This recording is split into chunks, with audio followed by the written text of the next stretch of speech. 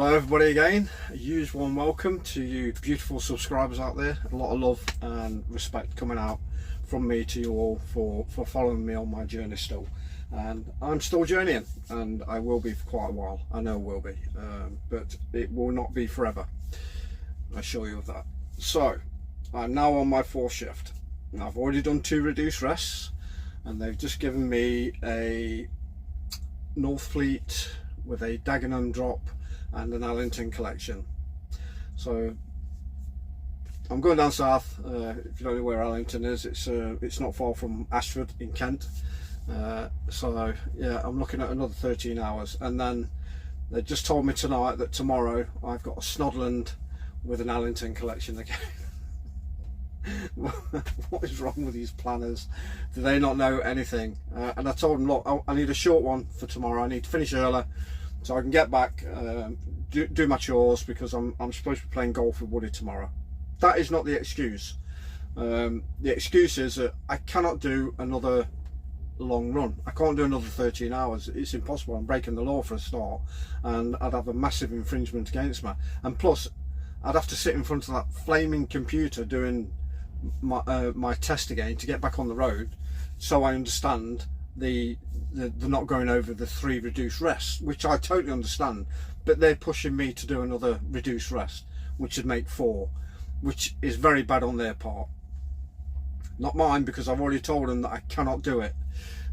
So I'm hoping tomorrow that they've changed it. They've changed my run. That's not taking away the fact that I might get done early tomorrow morning. It depends on the traffic, depends on the M25, depends on the drops when I get down there, whether I get there on time. I don't have to, they've got that I don't have to be down at Dagenham till 2 o'clock. If I leave now, I'll probably get down there for 1, so there's an hour saved straight away. But it depends on them.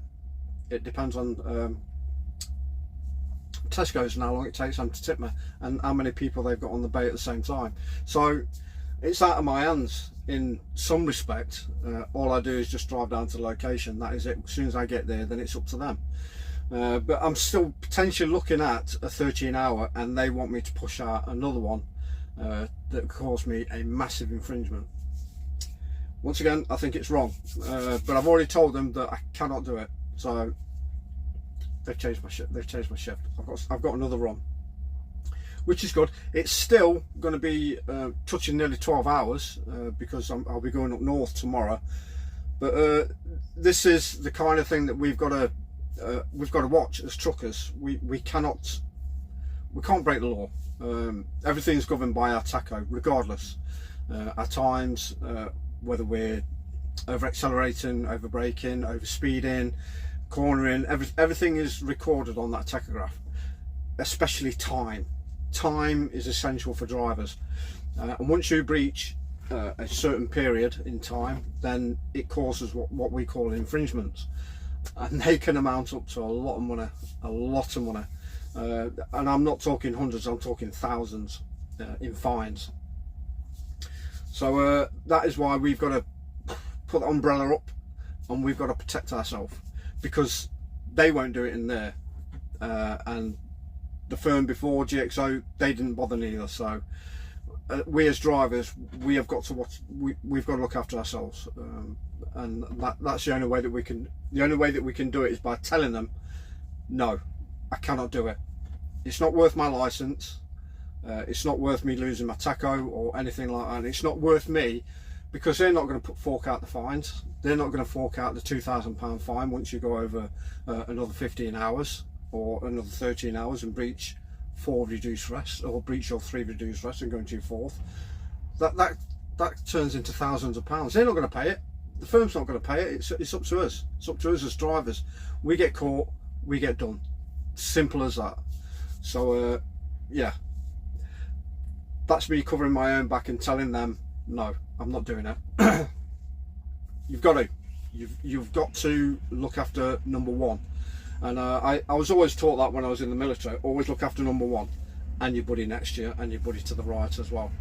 But primarily number 1 is who you look after, and after that your family. But you know, you've got to look after yourself, regardless I know there's all self-commitment out there and being unselfish and stuff like that, but yeah, you can do that. You can do all that.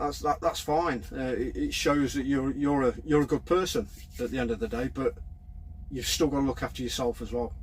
And by doing that, prolongs your well-being, your health, and everything like that. You know, it stops you getting stressed, stops you getting fatigued, tired. Look after number one. So my top tip: look after number one. Look after yourself. Because nobody else is going to. They're not bothered. The firm's not bothered. You know, so please, that's my tip. Look after yourself. Look after number one.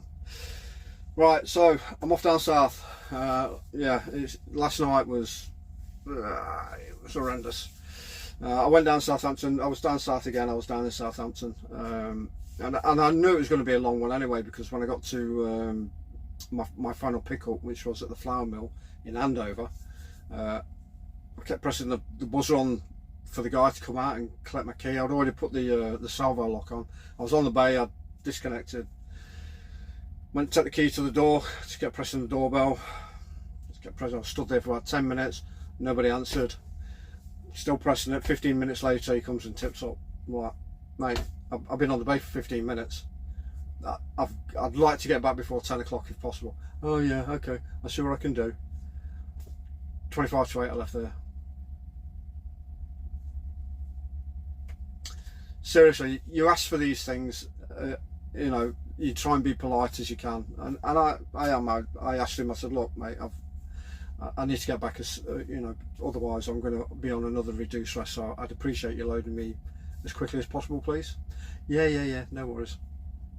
No. Just got to grin and bear it. You just got to suck it up and just get on with it. So yeah, it is what it is at the end of the day. Right, so Friday, hopefully, fingers crossed, because the weather's been a bit pants at the moment, and we've had nothing but rain today in the Midlands. There's been flood after flood.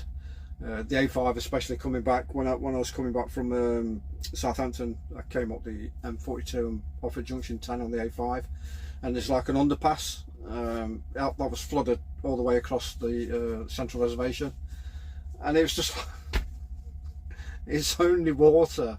Just drive through it, and they're just like, oh God, 5 miles an hour, and the tailback was just horrendous. I just went through like Moses going through the Red Sea. Just waves going everywhere. Oh, bugger it. I mean, it's not going to stop me. But car drivers going through floods or any kind of high water, I don't know what's wrong with them. I really do not know what's wrong with them. If you keep the engine running and you're going through, you're going to go through. The biggest problem is when you stop, of course. We all know that, especially when you drive. If you're going through a Ford or something like that, you stop in the middle and that's it, you're buggered. So just keep going. And I never knew that when you're driving an automatic, especially when you're going through floods, is to use if you've got Triptronic or anything like that, or the manual gear, keep it in the manual gear in low and just keep driving through. If you keep it in automatic, you've got a chance of the water being sucked up through the exhaust and into the engine, and that's how automatics get buggered. So that's why you have got a manual on an automatic as well. So you select the gear and drive through the flood, and then you're fine. You've got no worries as long as you keep moving. So I never knew that about automatics until I spoke to a guy, driving instructor, who deals with automatic cars, and he told me. I was like, oh, well, there you go. Never knew. So there you go. If you're driving automatic and you're going through a flood, just keep it in the manual gear. Don't use your automatic. Keep it in the manual gear and just keep going, and you'll be sorted. And you won't be able to cause tailback after tailback. You just keep the traffic flowing. So that's my quite a few tips there. I'm quite happy with that. So I better go, because like I say, it's going to turn out to be I'm hoping nearly a 13 hour. I'd like to be short of 13 hours, just so that I've got that one in the bank, so to say. Right, so I'm not going to talk anything else. I'm going to go. Drive, take care, look after yourself. Watch out for those lunatics. Watch out for those floods as well. If you get stuck, it's your own fault, because I've already told you. If you're driving an automatic, and if there's lunatics all over the place. So just stay safe. Like, subscribe, leave a comment. Any driving tips or anything like that, just leave us a comment, and I'll see you guys for my final shift tomorrow. Cheers, guys.